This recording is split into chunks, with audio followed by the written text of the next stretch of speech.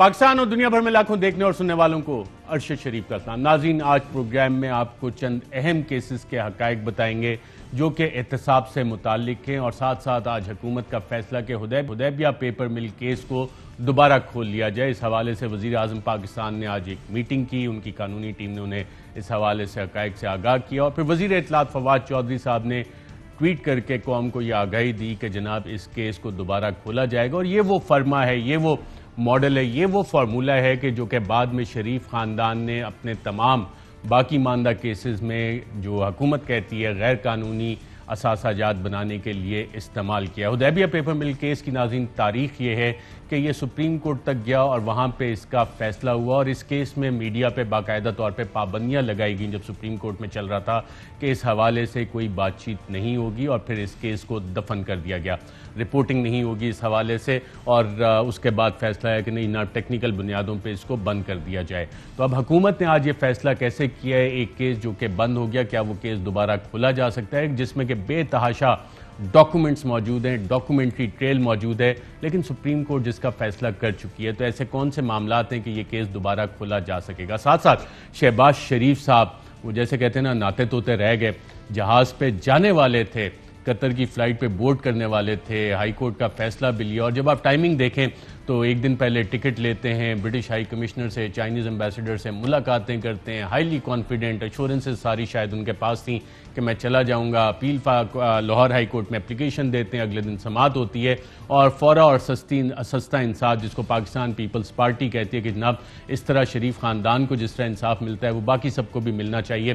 क्या कहते हैं पाकिस्तान पीपल्स पार्टी के लीडरान इस हवाले से, वो भी आपसे डिस्कस करेंगे। लेकिन क्या हुकूमत शहबाज शरीफ साहब को रोक सकती थी लाहौर हाई कोर्ट के फैसले की मौजूदगी में? ऐसी क्या बेसिस बनी कि FIA हुकाम ने शहबाज शरीफ को जाने से रोक दिया? क्या उनका नाम वाकई ब्लैक लिस्ट में था? क्या उनके वकला ने इस हवाले से कोई जिसको कहते हैं टेक्निकल मिस्टेक की कि एक्चुअल जो ऑर्डर था उस हवाले से ब्लैक लिस्ट का, तो वो ब्लैक लिस्ट पे अगर नाम ही नहीं है तो फिर काम वही हो गया FIA के, अगर सुट पंजा हमारे पास तो ब्लैक लिस्ट में नाम नहीं है। क्या मामला वाकई ऐसा था? इस हवाले से इस पे भी बात करेंगे। और मैं आपको अपने मेहमान का आज तारुफ करवा दूँ। हमारे साथ इस्लामाबाद स्टूडियोज़ में मौजूद हैं बैरिस्टर शहजाद अकबर, मुशीर दाखिला और एहतसाब हैं। और बैरिस्टर शहजाद अकबर साहब की नाज़रीन ख़ास बात यह है कि इनको बहुत सारी सियासी जमातें बेइंतहा प्यार करती हैं, और आजकल आप देखते हैं कि इनकी चाहत का जो इजहार है हर प्रेस कॉन्फ्रेंस में, चाहे वो पाकिस्तान पीपल्स पार्टी की हो, नून लीग की हो, या अपनी ही पाकिस्तान तहरीक इंसाफ के नाराज़ ग्रुप हों, उसमें बैरिस्टर शहजाद अकबर साहब का जिक्र ज़रूर आता है। बहुत शुक्रिया, आपने हमारे प्रोग्राम को रौनक बख्शी। आज काफ़ी सारे सवालात हैं क्योंकि आपने देख लिया होगा मैं काफ़ी सारे आज बेल ऑर्डर्स लेके बैठा हूँ, तो आपने जो एहतसाब किया और जो चीज़ें चलेंगी उस पर भी बात करेंगे। लेकिन नाज़रीन, आज प्रोग्राम का आगाज़ करेंगे एक इंतहाई इंपॉर्टेंट डेवलपमेंट जो अफ़गानिस्तान में हो रही है, और अफ़गानिस्तान में अमन का जो प्रोसेस है, पीस प्रोसेस है, उसमें पाकिस्तान का इंतहाई अहम किरदार, जिसको अमरीकी सदर जो बाइडन ने रिकग्नाइज़ किया, US एडमिनिस्ट्रेशन रिकग्नाइज़ करती है, और ब्रिटिश चीफ ऑफ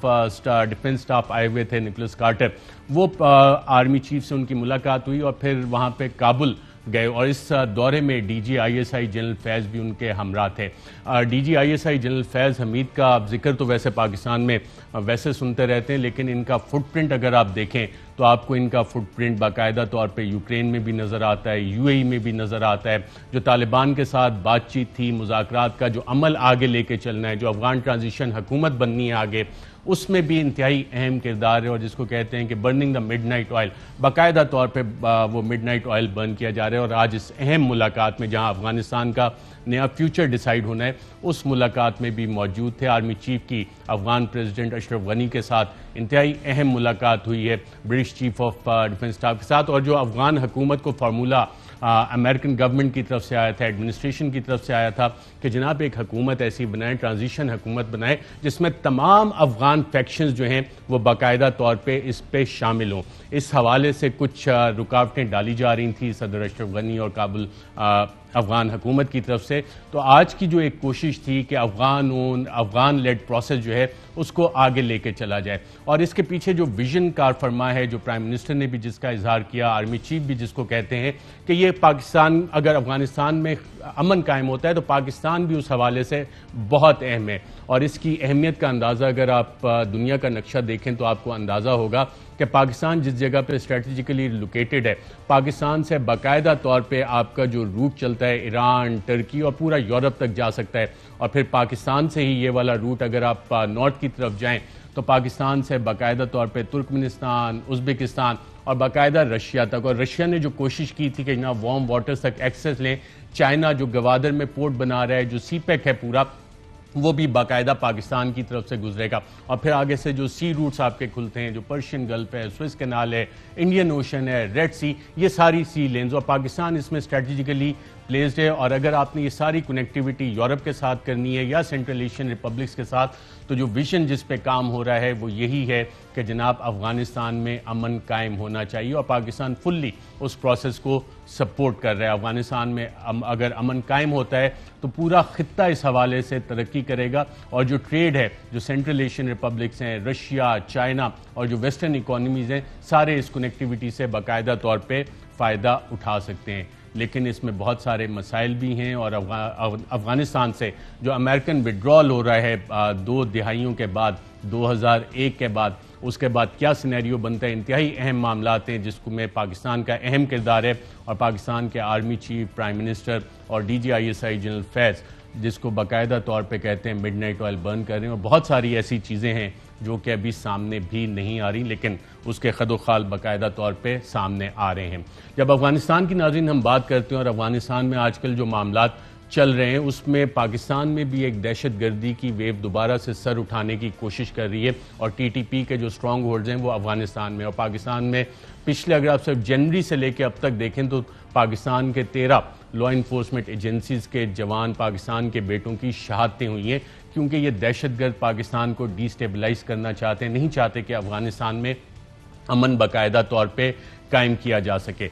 और इसको जब हम देखते हैं कि जब भी ये सारी चीज़ें होती हैं तो इसका डायरेक्ट एक लिंकेज नाज़रीन बनता है करप्शन के साथ। करप्शन, क्रिमिनलिटी और टेररिज्म, इन तीनों का आपस में बाकायदा तौर पे चूली दामन का साथ है। और रियासत पाकिस्तान ने 2001 के बाद से लेके जितने भी ऑपरेशंस प्लान किए, जितनी स्ट्रैटेजिक थिंकिंग इस हवाले से हुई, बाकायदा तौर पे जो कोर कमांडर कॉन्फ्रेंसेस होती थी, NDU, में ये जिक्र हुआ कि जो करप्शन है और क्रिमिनलिटी, इसका चूली दामन का बाकायदा तौर पे साथ है। और जब भी करप्शन के केसेस बढ़ते हैं या करप्ट लोगों को आप लीवे देते हैं तो पाकिस्तान इसकी कीमत कैसे अदा करता है? पाकिस्तान इसकी कीमत अदा करता है अपने शोहदा की, अपने बेटों की, अपने लॉ इन्फोर्समेंट एजेंसीज के जवानों की कुर्बानी देके। और हम पाकिस्तान में एक जो पैटर्न आजकल देख रहे हैं कि क्या करप्शन पाकिस्तान में जितने एक पूरा फुल थ्रॉटल के साथ हमने देखा था कि मूव शुरू हुई थी, बाकायदा तौर पे तमाम इदारे वन पेज पे थे, ऑन बोर्ड थे, तो उस वक्त टेररिज्म पे भी हमने इफेक्टिवली बाकायदा तौर पे काबू पाया। और ये जो स्ट्रैटेजिक विजन है इसको आर्टिकुलेट किया था साबिक DGISI lieutenant general Naveed Mukhtar. किन अल्फाज में, आइए देखते हैं। There is also urgent requirement to go after white collar crime and sever their linkages with criminality. In this complex and complicated environment, the bigger question is, what is to be done? Can we leave it unattended with the hope that prevailing problem will fade away or resolve itself? The answer is, लेकिन आपने साबिक DGISI को सुना उस वक्त जब इन्होंने ये बात की, उस वक्त कोर कमांडर कराची थे। और बाकायदा तौर पे जब हमने ये सारी लिंकेजेस देखे कि करप्शन जब पाकिस्तान में बढ़ती है तो साथ साथ दहशतगर्दी के वाक़यात भी बढ़ते हैं और उसकी कीमत जो है हमारे जवान, हमारे लॉ इन्फोर्समेंट एजेंसीज के जवान देते हैं। और ये क्या मसला, अगर करप्शन को आप इग्नोर करेंगे तो ख़त्म हो जाएगा? जो बड़ा सवाल जनरल नवीद मुख्तार ने इस हवाले से उठाया, नहीं, हमें इसका वाइट कॉलर क्राइम का बाकायदा सोल्यूशन निकालना पड़ेगा। अब वाइट कॉलर क्राइम की नाज़रीन जब बात होती है तो पिछले 2-2.5 साल में जितने भी मुकदमात कायम हुए, जो बड़े बड़े मुकदमात कायम हुए, नैब तो कहती है कि जी हमने काफ़ी सारा पैसा रिकवर भी किया। तो आज मैंने काफ़ी सारे बेल ऑर्डर्स थे वो उठा के देखने शुरू किए तो मुझे पता लगा कि जनाब जितने जितने केसेस थे और अरबों रुपए के केसेस, तो बिल्कुल बेल हक होता है। प्रोसिक्यूशन और डिफेंस काउंसिल्स उस पर आर्गू करते हैं और लीगल पॉइंट्स पे, कुछ टेक्निकल बुनियादों पे बहुत सी बेल्स इस हवाले से दी भी गई। The world is in your hands with ARY News. Introducing the language selection option in the ARY News app. Download the latest version now for this unique feature, bringing the major spoken languages from across the globe at your fingertips. Karachi, Pakistan International Airlines PIA is on the way. كراتشي إن الخطوط الجوية الباكستانية. Staying updated was never this easy. ARY News, now speaking your language.